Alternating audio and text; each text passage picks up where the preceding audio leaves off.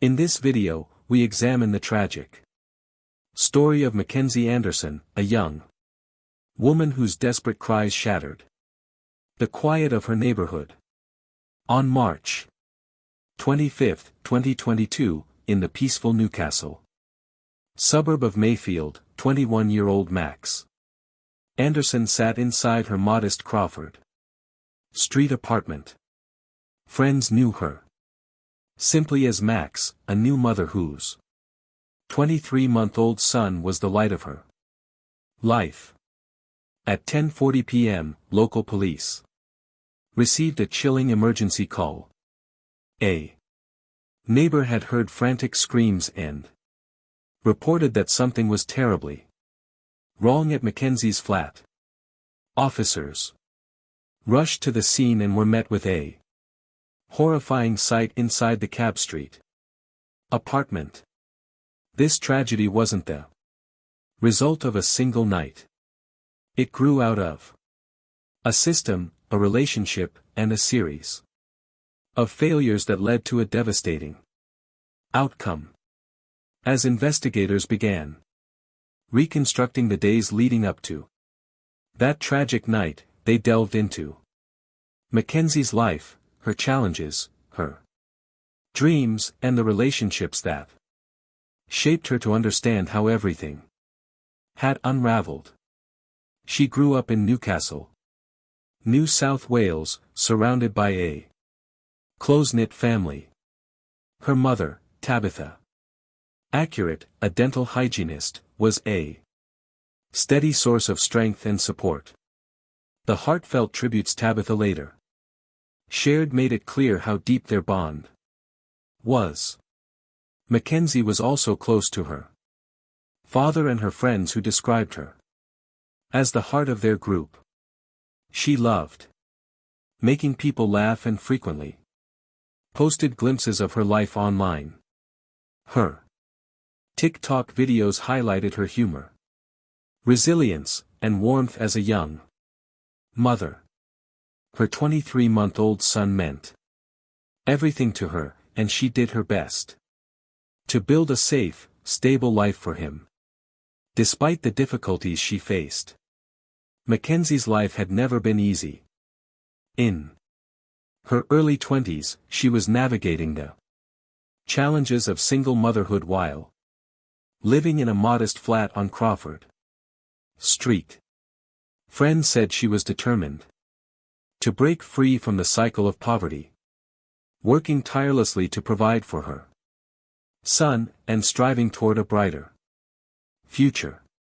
But her past relationship with her ex-partner Thompson continued to cast a heavy shadow.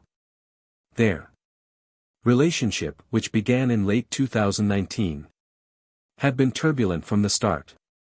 They were on and off repeatedly, and by October 2021, Thompson had been jailed for assaulting McKenzie, terrifying her, and damaging her property.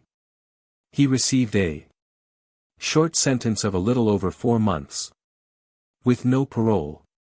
After his release on March 9, 2022, a court-ordered apprehended violence order barred him from contacting McKenzie or going near her home. McKenzie's friends later shared that she lived in constant fear that Thompson would come after her once he was released. She even messaged a friend saying, "My ex Tyrone just got out of jail for what he did to me and is already acting weird and harassing me. He couldn't last 24 hours. Despite the AVO, Thompson began calling and messaging her from multiple social media accounts almost immediately after leaving prison. According to her friends, McKenzie felt trapped, caught between her fear of what he might do and a fragile hope that things could somehow improve. A heartbreaking detail later emerged. For Christmas 2021, she had asked for a new set of kitchen knives, something practical for her home. Tragically, those very knives would become part of the horror that unfolded. The night of March 25, 2022, in the usually peaceful neighborhood of Mayfield began just like any other. But beneath the calm surface of that ordinary evening, a terrible chain of events was already unfolding. One that would shock the entire community and shatter a family on Craven Street. McKenzie lived in a modest unit within a small block of flats. The kind of place where neighbors recognized each other, even if they didn't always know one another's names. And that night, she wasn't alone. A male friend, whose identity wasn't initially released, was with her, and her 23-month-old son was likely asleep in his cot. At some point during the night, Tyrone Thompson, her ex-partner, was also present. Despite being legally forbidden from contacting her or entering her home due to the domestic violence order against him, it's still unclear how Thompson made his way into her flat, but later court records revealed that he had been asked to leave multiple times throughout the night. His refusal to comply set the stage for a violent confrontation. Alarmed by the escalating situation, a neighbor phoned the police and reported a disturbing scene. A woman crying out in distress, a man shouting, and an overwhelming sense that something was terribly wrong. Although the exact words of the call weren't released, the urgency was unmistakable, prompting an immediate response from the Newcastle City Police District. When officers arrived at the apartment complex, they encountered a horrifying sight. McKenzie lay dead on the porch outside her unit, blood pooling around her. The scene was chaotic and devastating, and medical responders quickly joined the officers in a frantic attempt to save her. Despite their efforts, McKenzie was pronounced dead at the scene.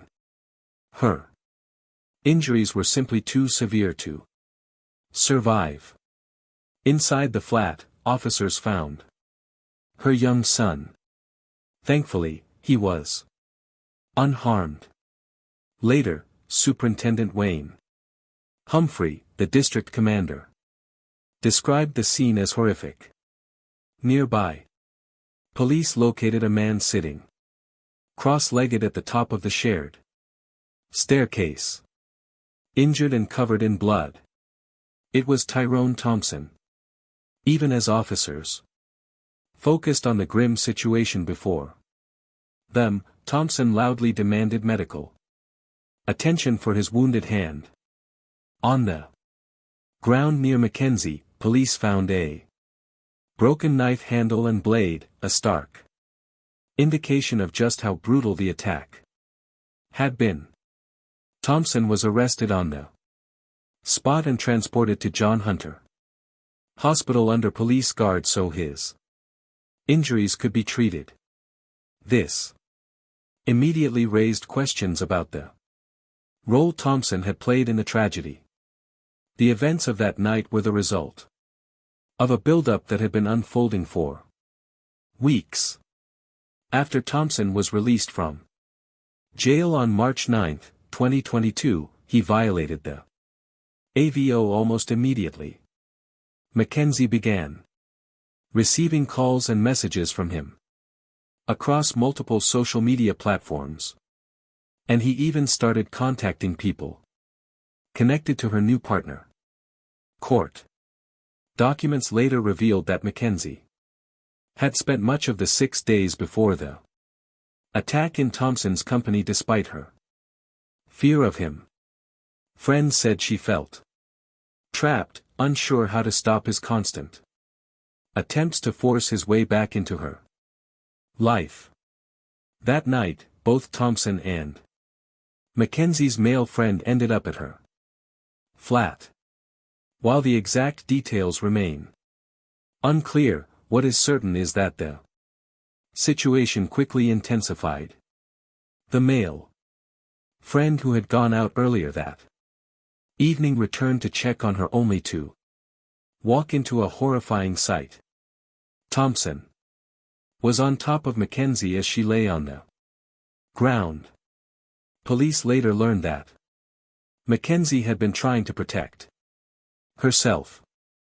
In the weeks leading up to that night, she had contacted domestic violence support services, asking for help with safety upgrades such as cameras and reinforced doors.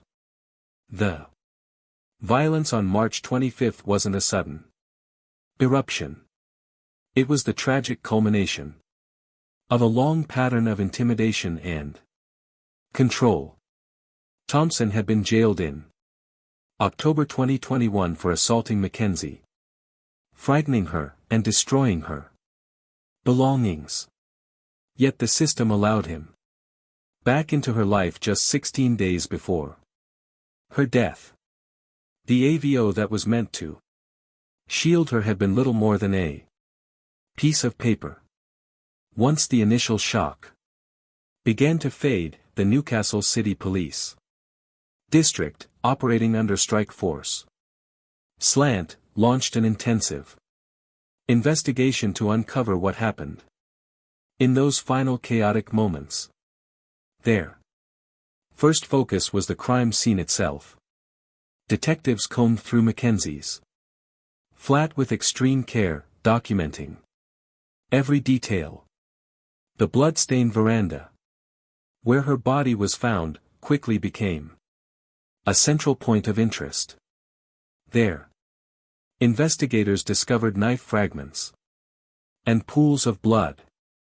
Forensic teams collected each piece, knowing they could reveal crucial information about the weapon and the person who wielded it. Inside the apartment, officers found broken furniture, scattered belongings, and blood spatters, indicating a struggle that began indoors and spilled out onto the veranda. Digital evidence also became an essential part of the investigation. McKenzie's phone and social media activity revealed a pattern of fear and desperation. Investigators uncovered messages between her and Thompson showing that they had been in contact since his release. Some exchanges were tense while others were oddly calm, reflecting the complicated, unstable nature of their relationship. Thompson had also messaged people connected to McKenzie's new partner, either trying to gather information or assert control. Phone records and platform logs made it clear he had repeatedly violated the AVO, contacting her across multiple social media accounts. Detectives also examined McKenzie's relationships with others. Her mother, Tabitha Ert, told them she had feared Thompson as well, worried for her daughter's safety. The Newcastle Herald later reported that Tabitha testified McKenzie had lived in constant fear after Tyrone was released. She told them that he simply would not leave her alone. Friends echoed this, recalling how McKenzie had confided in them about Thompson's persistent efforts to force his way back into her life. One friend told police that McKenzie wanted nothing more than to protect her son, but felt powerless to do so. Thompson's responses during questioning were cautious yet revealing. According to court records, later reported by the Newcastle Herald, he claimed the incident was a chaotic misunderstanding. Despite the AVO clearly forbidding him from being there, he insisted he had been invited to Mackenzie's flat that night. He described an argument that escalated and claimed Mackenzie had injured them both after picking up a knife in anger. In his version of events, he said he acted in self-defense, injuring his hand while trying to wrestle the weapon away from her. He reportedly told officers, "She came at me and I just reacted." His account shifted under further questioning and the sequence of events he described didn't match the evidence. He continued to deny any intent to harm her, but his version didn't line up with the broken knife, Mackenzie's fatal injuries, or witness statements describing her frantic attempts to escape. Detectives then pressed him about his behavior in the days leading up to the crime. They presented proof of his repeated AVO breaches, calls, messages to Mackenzie, and contact with her friends. Thompson downplayed all of it, claiming he was simply trying to sort things out and stay in touch because of their shared history. But Mackenzie's emails to domestic violence support services, where she expressed fear that he would pursue her, made it clear his explanation didn't hold up. Investigators also examined Thompson's interactions with Mackenzie's male friend, who had been at the flat earlier that evening, to determine whether jealousy or rivalry had played a role in the confrontation. As Thompson remained in custody, the investigation continued to build a solid case. Forensics confirmed that Mackenzie's blood was on the knife while Thompson's DNA was on the handle, strengthening the link between him and the attack. According to the crime report, Mackenzie Anderson was stabbed 78 times in under 3 minutes. On March 27, 2022, Thompson was formally charged with murder, breaching the AVO, and several related offenses. The murder charge rested on substantial evidence. The knife fragments covered in Mackenzie's blood, witness accounts of her desperate screams, and Thompson's suspicious injuries at the scene because of his ongoing pattern of abuse. In the weeks leading up to the attack, Thompson was also charged with intimidation. Although he never openly admitted a motive, the investigation made it clear.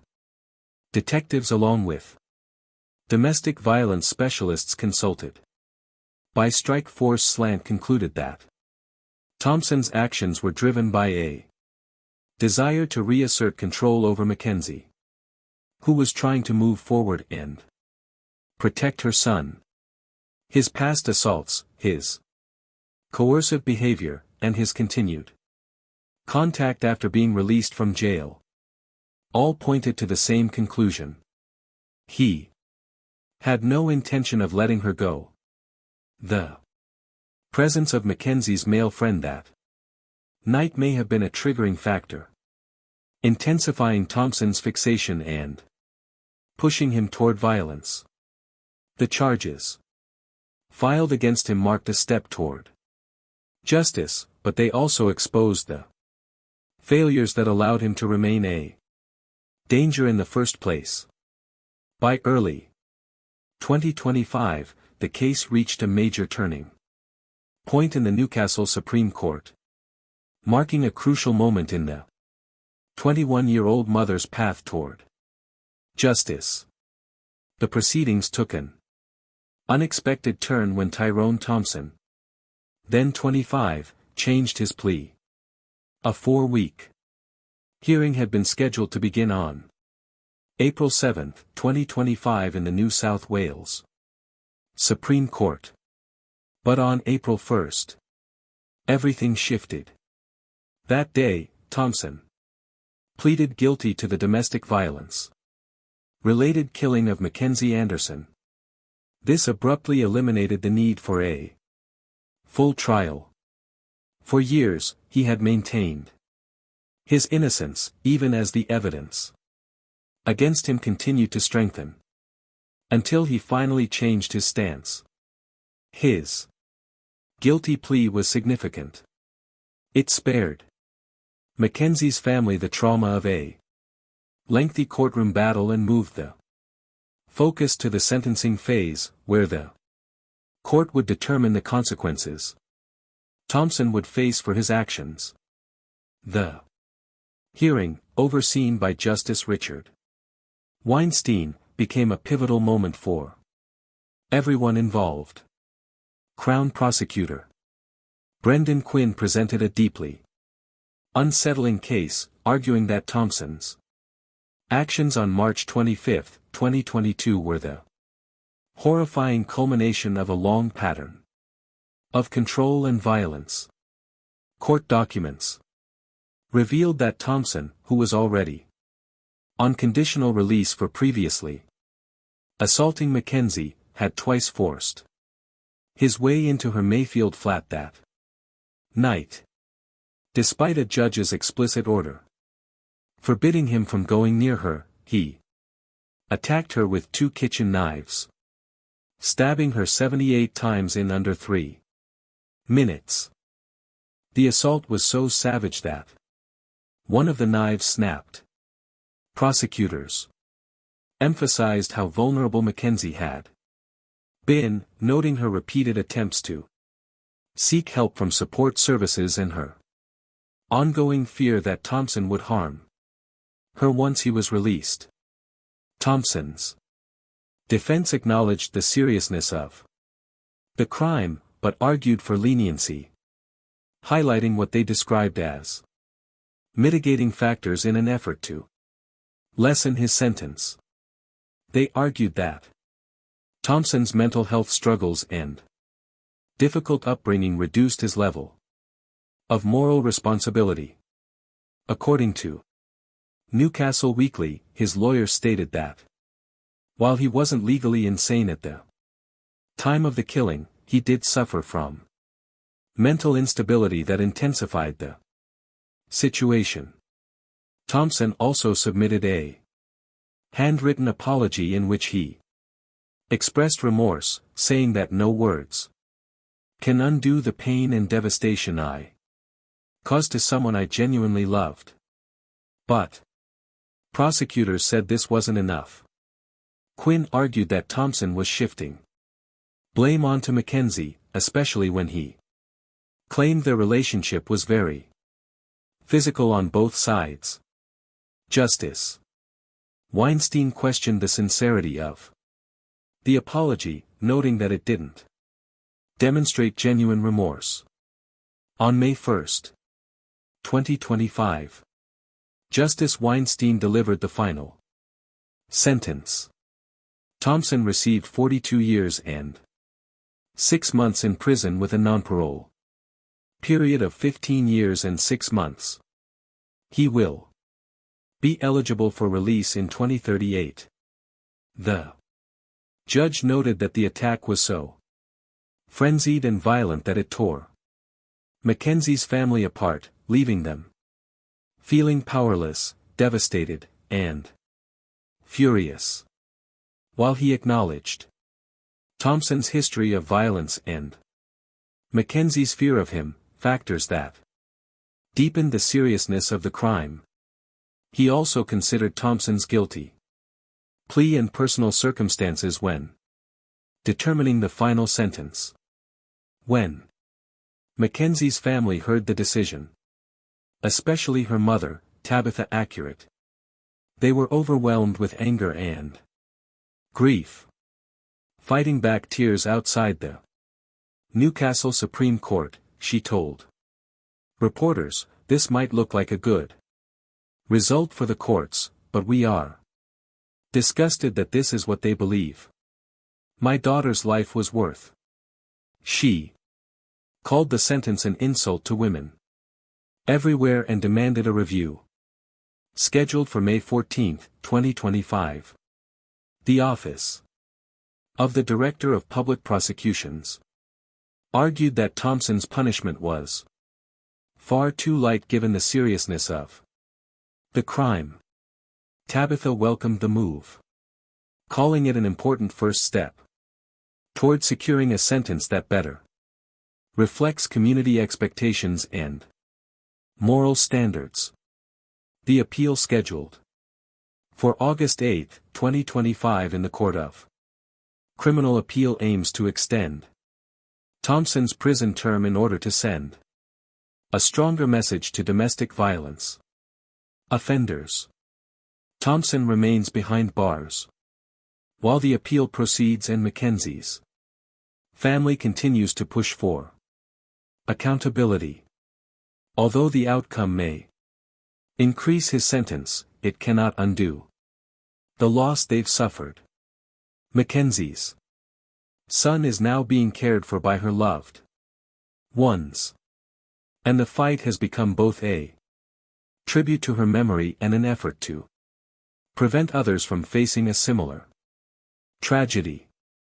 The lingering question is whether the justice system will deliver a sentence that truly reflects the value of McKenzie's life or falls short once again. If you found this case fascinating, don't forget to like the video and subscribe to the channel. We post crime case videos every night. Until next time, stay sharp, stay vigilant.